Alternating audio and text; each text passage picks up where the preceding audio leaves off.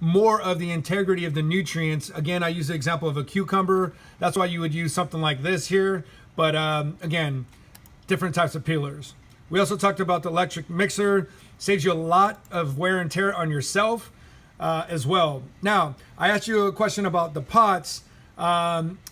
This one, someone read it as far as the ladle, especially if you had this as your kitchen tool. Someone read this out loud for us. Yeah, just the whole thing on the slide. Okay.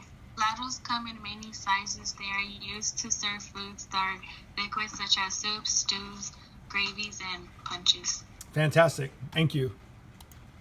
So a sifter is going to be different. It's different because some of the types of ingredients is going to ask for you to have sifted flour. So if you are using a dry measuring cup and you just use compacted flour to be able to use for an ingredient, that might alter the actual taste and texture of your product. So a sifter is to incorporate the air in the device to help separate some of the particles.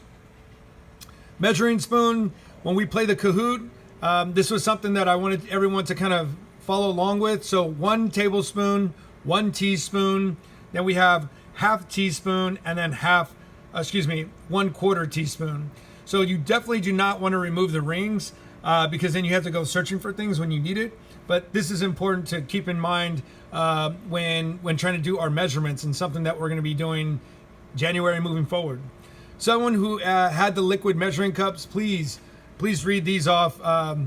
Maybe just read the top part because I know we touched on these a lot. Just the first red square. Liquid measuring cups are used to measure liquid ingredients such as milk, oil, juice, and water. Excellent. Thank you. And then dry measuring cups. Again, there was a question on Kahoot. Which one does not fit? So there was really no way of using peanut butter. If you're asking for a cup of peanut butter for whatever ingredients that you're using, typically you would get the solid. And remember, what type of edge would you use to straight? Oh, dang it.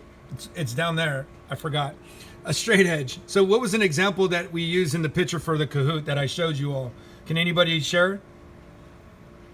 How do you get a straight edge really quick? What item in the kitchen would you use? Go ahead.